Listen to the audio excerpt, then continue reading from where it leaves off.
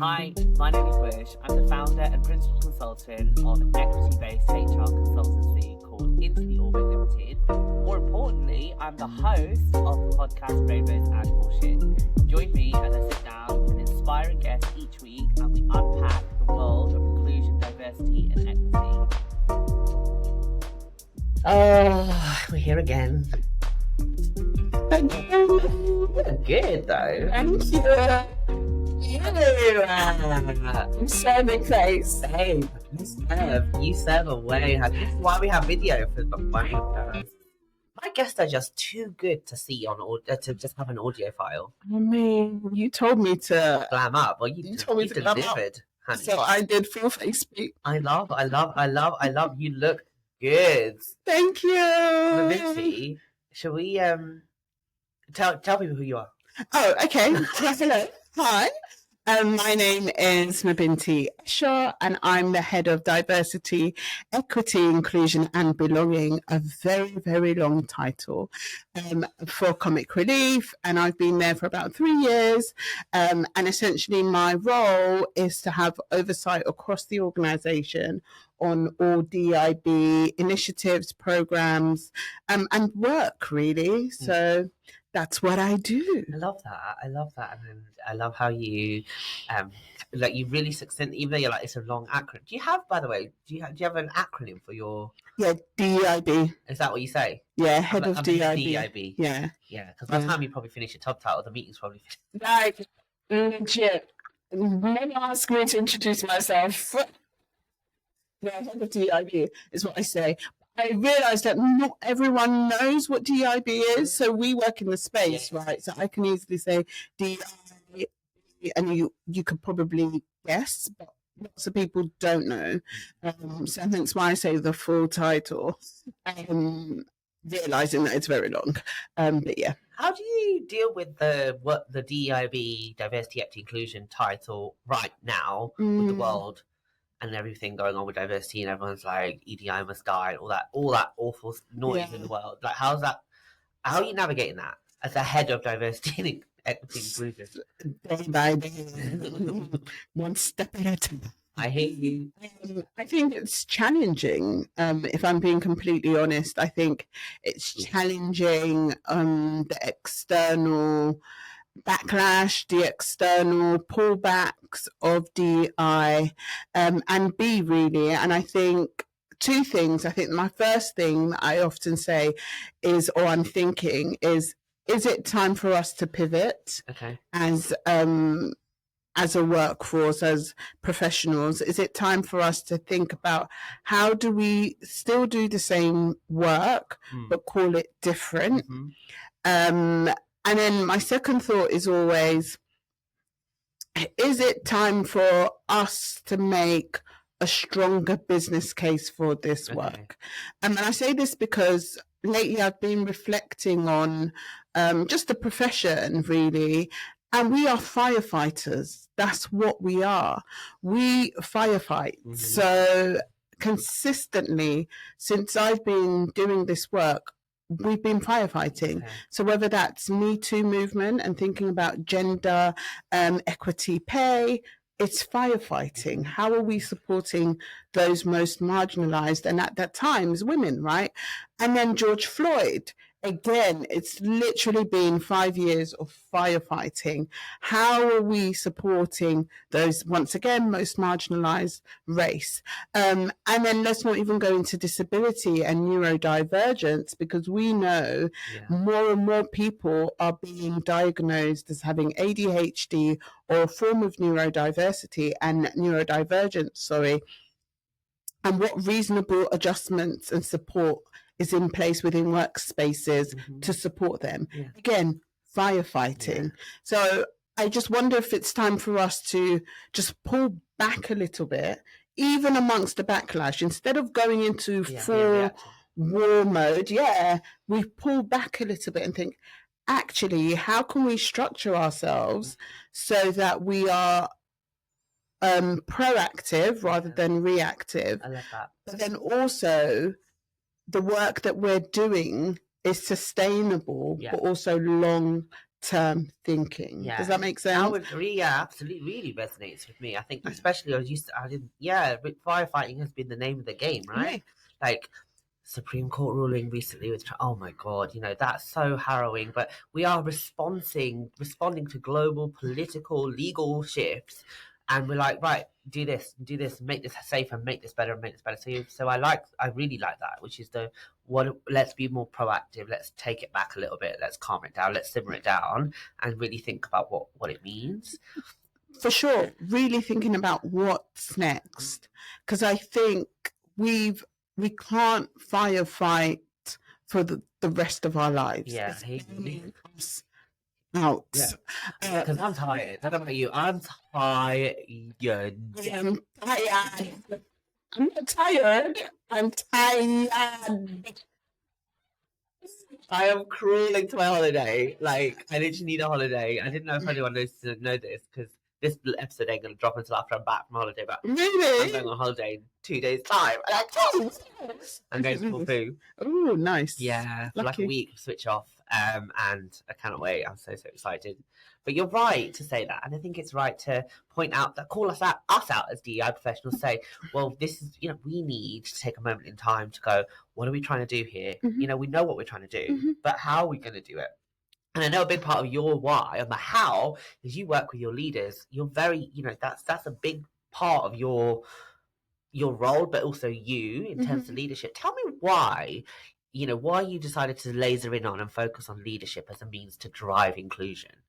I think focusing on leadership as a means to drive inclusion is the most strategic way of doing this work. Okay.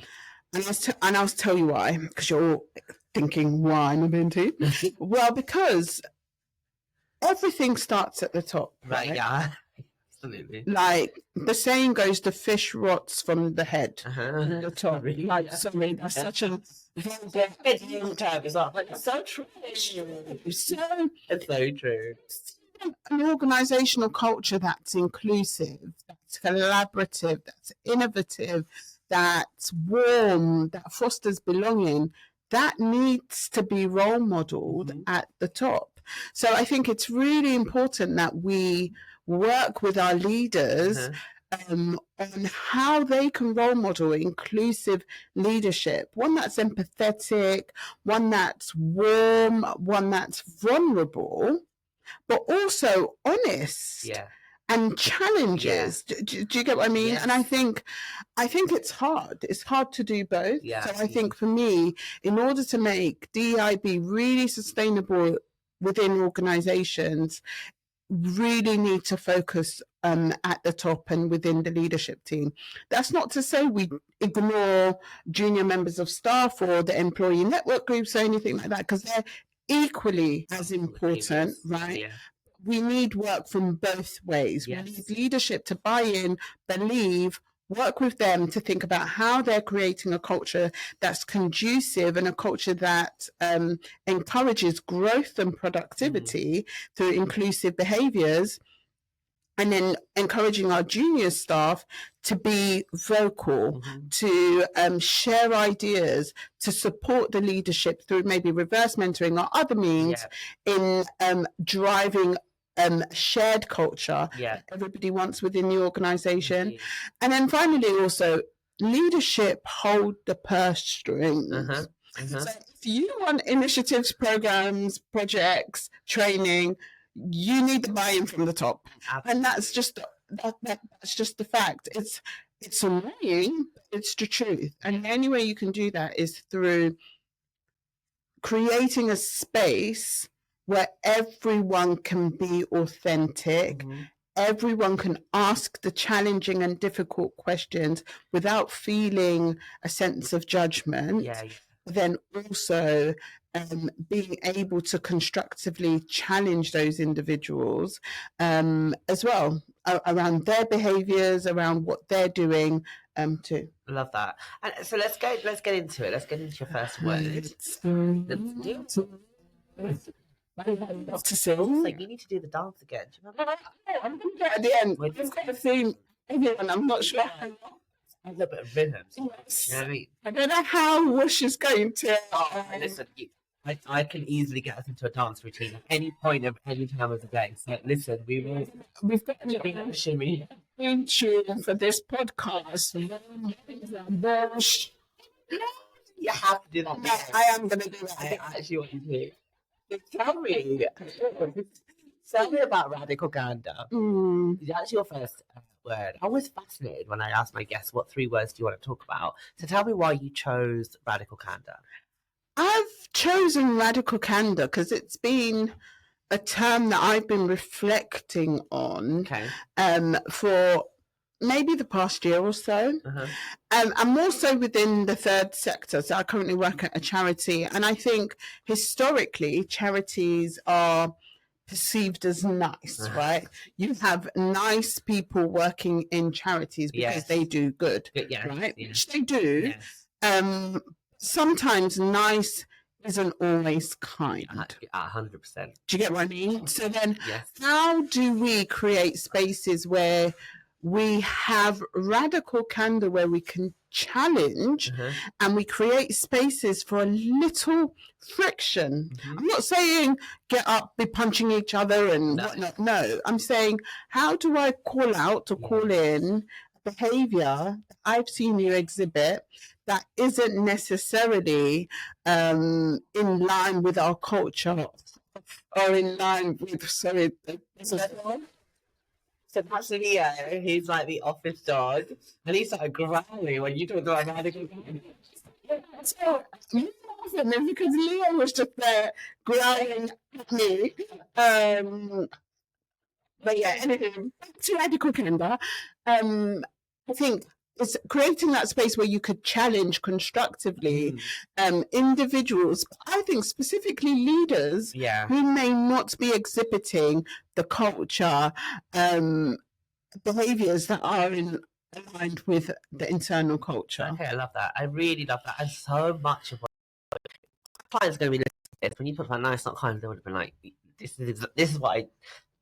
one of the big things I say to when working in charities, because you know, charities in this country are important parts of society and community. 100%. Right? Like comic relief, you know, it's basically, and I love, you know, saving the world or making the world a better place through humor. You know, through making people laugh, and like the very fabric of charities is it's just, you know, it's what drives us. We work in the sector, you know. I've definitely worked in the sector, and you work in the sector, so it really is the reason. It's there's so much good in the space, right? We're values driven, we're not bottom line focused in that sense that I think private sector is, but the conflict piece is really difficult, right? Because conflict does not need to be the word conflict. I think people go, oh, and it's no healthy conflict is essential for organizational growth, you know. So what you're saying about being nice and kind, because being kind isn't the same as being nice. You know, by delivering, by not telling you, by not sharing the truth with you, I'm not being kind because I'm not giving you insight, and I'm not also helping you in terms of your growth and development, right? And so I really, really resonate with what you've said, and I think the radical candor approach is really interesting and 100%, you know, really, really amazing approach. How does that work for you? Give me an example of how you would display, like, not examples of radical candor, but things that you may have helped your leaders kind of with in terms of that getting to that good, yummy back and forth vibe. Yeah, I think it's being willing to have the courageous conversation, right? And having a courageous conversation isn't about going in and telling everyone or telling an individual this is everything you've done wrong.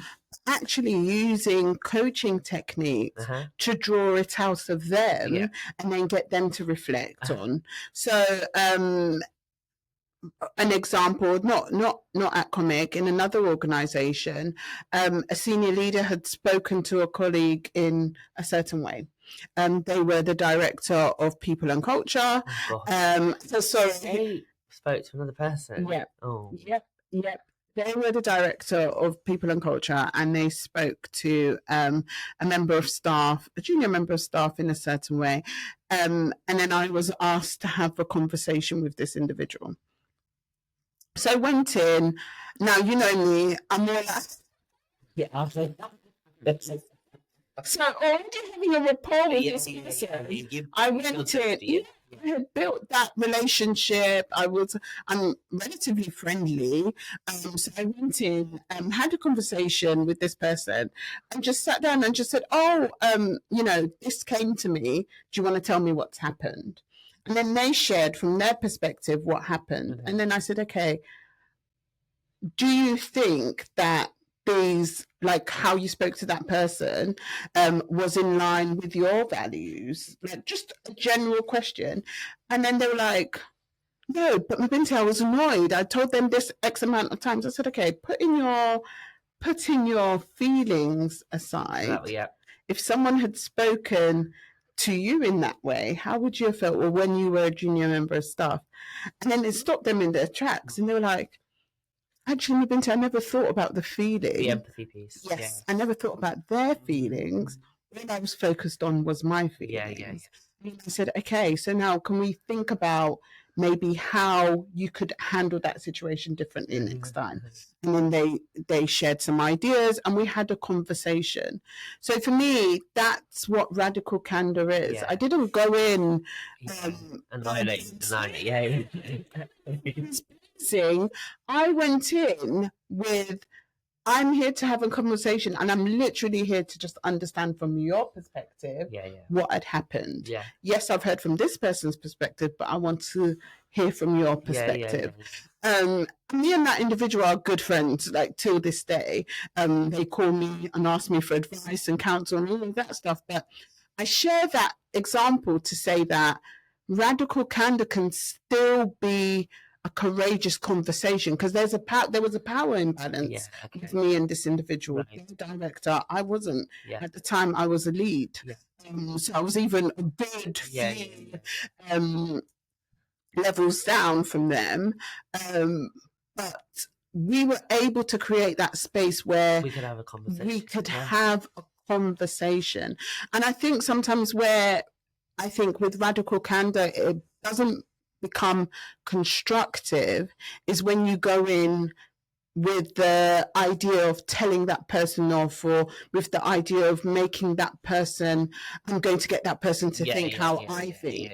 No. Because you sense the energy going in and then that gets your back up. 100%. Like, you're not going to be vulnerable in that space. Yeah. 100%. The aim should always be, how could I get that person to shift their way of thinking, to think like me, but to shift their way of thinking. And I think that's where it becomes a bit like, is it handbags at dawn? Right. When you're going in all, do you know what I mean? People are afraid of conflict. Conflict can be quite nice.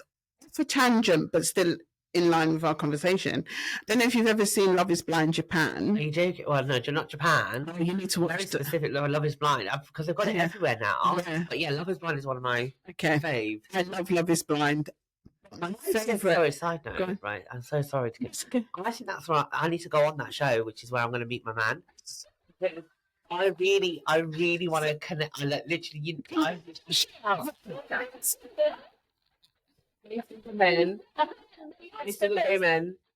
love how I'm making this like I'm doubling up as a podcast and like also cry for like, you know,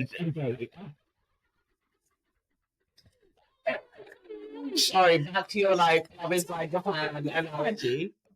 Love is Blind Japan is only had one season, but it was my favourite season. Do you know why? They had arguments. You wouldn't even tell it was an argument. Oh, well, okay. The way they sat, the way they had really challenging conversations, super respectful. Well, this is what I was going to say about the culture. The Japanese culture is rooted in like respect and mutuality of like understanding, right? Experience, experience. And I think if we always go into courageous conversations with the outcome of being establishing a form of human experience or human connection, I think conflict will be something we embrace. Yeah. Does that make sense? You know, I'm so inspired always when I talk to you. I honestly am. And, you know, feel like this afternoon is another example of, like, I'm tired, right? So I'm like, oh, like I'm trying to, and then I've woken up through this conversation. I'm like I love it, and your energy comes through. But I think, one of the things when you're describing that, exactly what you just said about the conversation, and I love that example you gave as well, because you were like, oh, we're a few levels down or whatever. It doesn't really matter where you sit in the organization. You've just given a great example of the fact that you've got a good relationship, or really good relationship with that people director. You're able to just go, hey, like, let's call it out, like, obviously without calling it out, but you were able to have that conversation. So I think the reason I'm reflecting on this is one of the things that when I interviewed for my first exec role, they asked me a question, and this comes back to one of the things that you mentioned. And they said, what do you think is the most powerful way that we can change the world? And I said, conversations. And that's why I do this. It's why I do my podcast. It's why, it's a big part of my why. But courageous conversations are arguably some of the most, and, I'd love to get to a point in utopian society where we don't even call them courageous conversations. They're we just say, conversations. These are conversations. Or just a chat. Yeah. Like, just really powerful conversations, right? That's it. Someone actually said they don't call them courageous conversations. Someone I met in Edinburgh this year was like, we don't call them courageous conversations in our workplace. We call them big chats. And I love that. It's a reframe. It's like, it's not difficult. Oh, she said, we don't call it difficult conversations. That's it. We call it big conversations. And I'm like, oh, that's such a great way to reframe the conversation. Because if you think of difficult conversations, you're almost going into the room like, this is a difficult conversation. Yeah, 100%. Yeah. And you climb up, don't you? Yeah. Like, it's human, Yeah. To do that. Yeah. Brings us nicely onto your second word, because we spoke a lot about it. Yeah. So let's unpack. Psychological safety. Yeah. So I want to sing at this point. Like, let's unpack. Psychological safety. Can you do this on screen so people can see that your nail colour can just pop in? I don't know if you can see it on the screen, but that pink is giving me life. Life. This is for tangent again. Getting my nails done is one form of well-being for me. Love that. There's that care. Self-care. I tell you now, my husband will tell you, I don't negotiate when it comes. It's non-negotiable. These are what do you call deal breakers? This is core principle. No, absolutely. Honestly, even said, when I pass away, you want your nails done. I want my nails done. I want a professional makeup artist. Anyway, you're gonna look so good at your funeral. Anyway, we're not talking about funeral. Safety. Psychological safety. I guess the first thing I want to say is controversial, but I don't believe in psychological safety. Okay. I believe in psychological bravery. Oh, so not safe. Brave spaces, not safe spaces. 100%. And just going back to our previous conversation around courageous conversations, you need bravery in order to have those conversations. Yeah. And if there's a lack of bravery, there won't be no conversation. Does that make sense? We'll still have this culture of nice instead of kind, where no one's actually nothing really happens. The facts or doing what they're supposed to be doing. Difficult.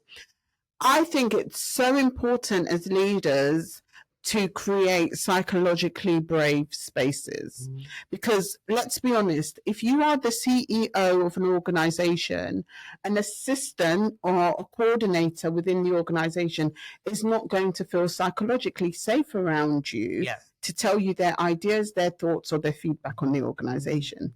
However, if you create a brave space where you're encouraging people, and I'll tell you why they won't, because of the power imbalance, right? So CEO makes all the decisions, is the head of the organization, someone entry level, power at play, privilege at play.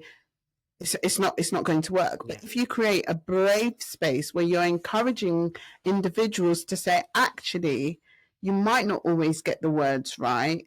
We might not always be getting it right, but we want to hear from you. Yeah. And when we hear from you, there are repercussions. No judgment. No judgment. Yeah. Your job is not at risk. And you are still safe in this organization. that will ignite a level of courage, a level of bravery in individuals to speak up and speak out. Yeah. And I think leaders can do this in several ways. I think the first way is through vulnerability. Now, I'm an incredibly sensitive person. I'm a Virgo. I cry at everything. That's not what sensitivity or vulnerability is, right?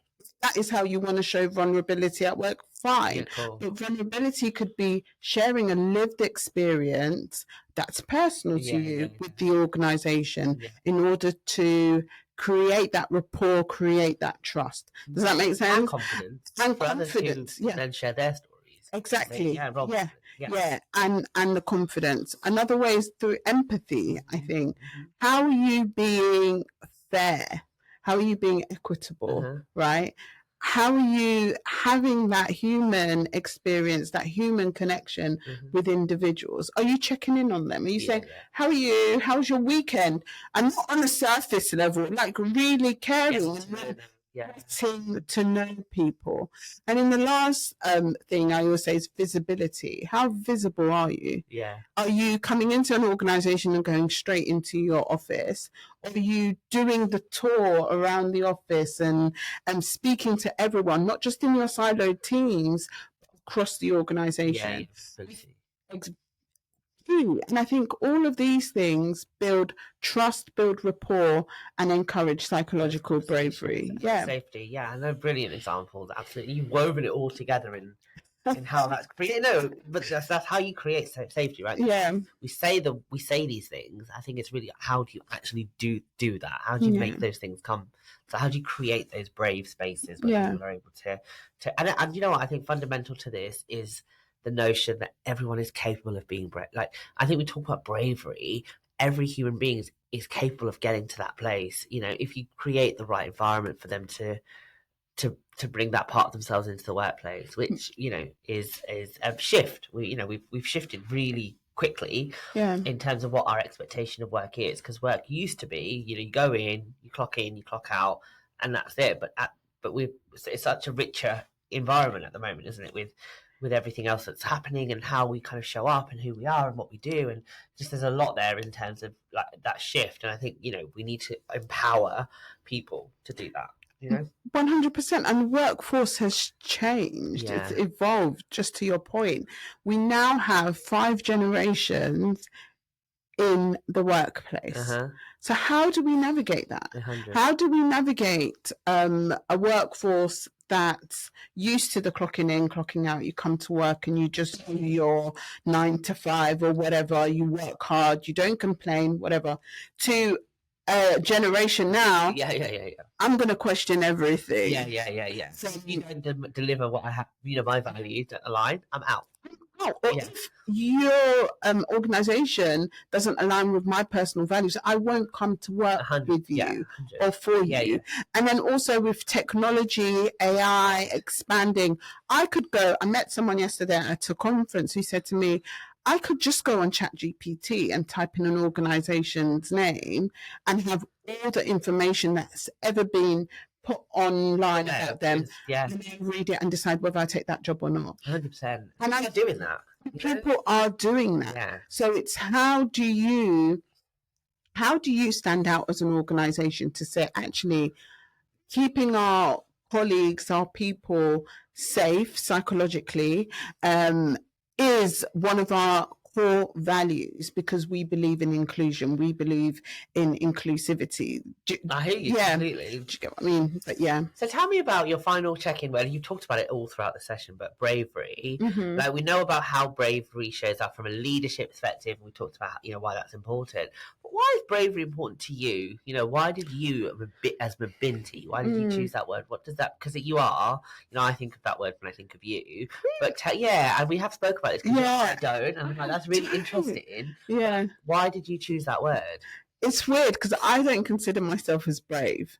I guess it depends what aspect of my life individuals consider myself as brave. So I've always been the one to call things out. Like, you know, when they say speak up or speak out even when your voice shakes, I have been that individual. I think my mum will tell you now. My mum used to call me the family lawyer because I just used to literally, she'd be like, like, this person's like, yeah, like, for real, because I would just be like, no, yeah, that's all right. So I'm happy being brave for others. Like, I'm okay to take the hit. That's just my personality. That's how I've always been. But I think I'm not brave enough when it comes to me personally. Right. I'm really stepping out and stepping into new things or things that, new things really, and doing something different. I'm quite risk averse. I'm scared. I'm always thinking,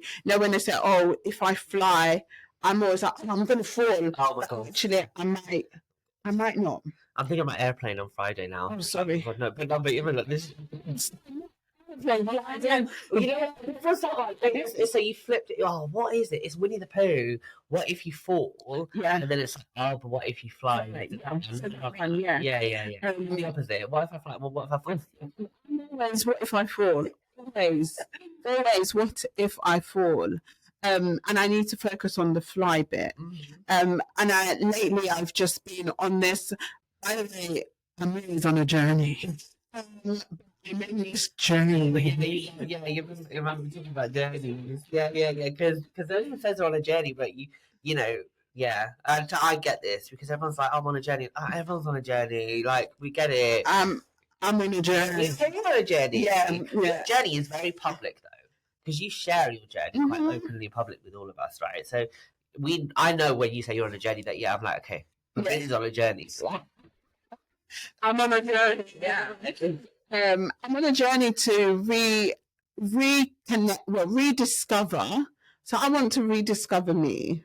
What does Mabinty Esho like? What's her likes? What's her dislikes? What brings her joy? Love. Not to say that currently things don't bring me joy. A lot of things bring me joy. My husband, my children, friendships, connection, like lots of things. But what are the other things that bring me joy that I've not yet discovered?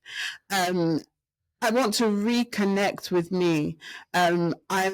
So I attend Tessie. I don't know if you know Tessie Ojo. Oh, yes. She's CEO of the Diana Awards. Yeah. So she holds a brunch every quarter, and I've attended the brunches for the past 3 years. And in March, we had Salma El-Wadani, who was on BBC Radio. And she said, you need to be the greatest love of your life. Love that.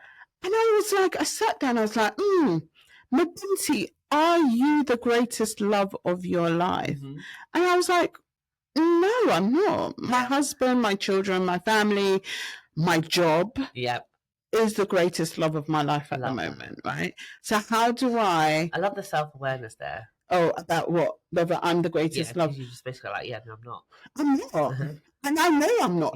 I seek external validation. I'm not.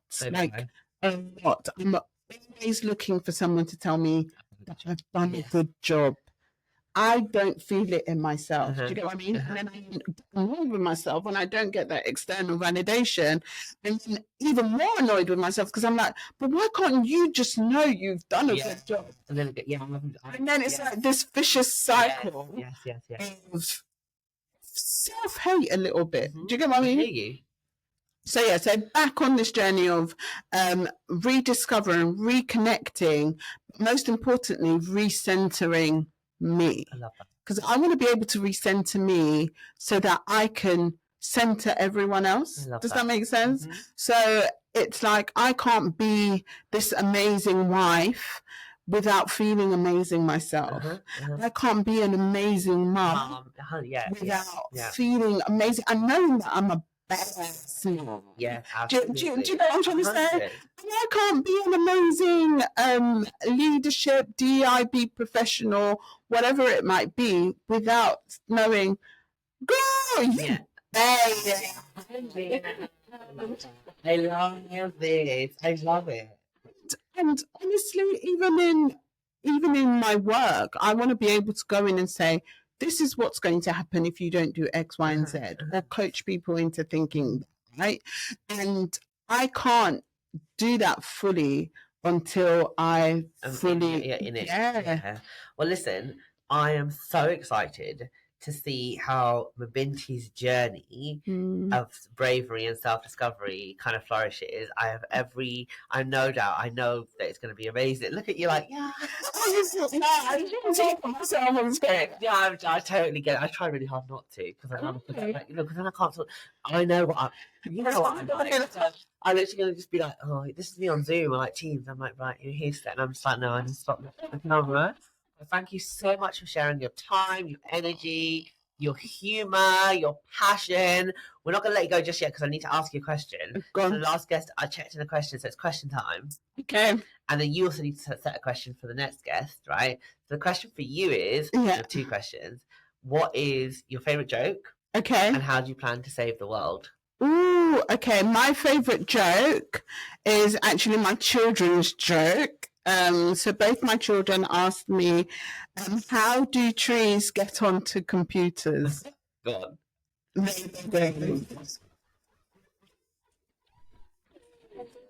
You also like it's funny. When you heard it, right? No, this one is always quite straight. Oh, he laughed at me. It's nice, heartening for your kids to see that. They just love jokes. Yeah, that's amazing. So one thing, they love me working at Comic Relief because the jokes and the fun and that stuff. But yeah. So the jokes. And the second question is, trying to save the world. How do I plan on saving the world? I think by being kind. Love.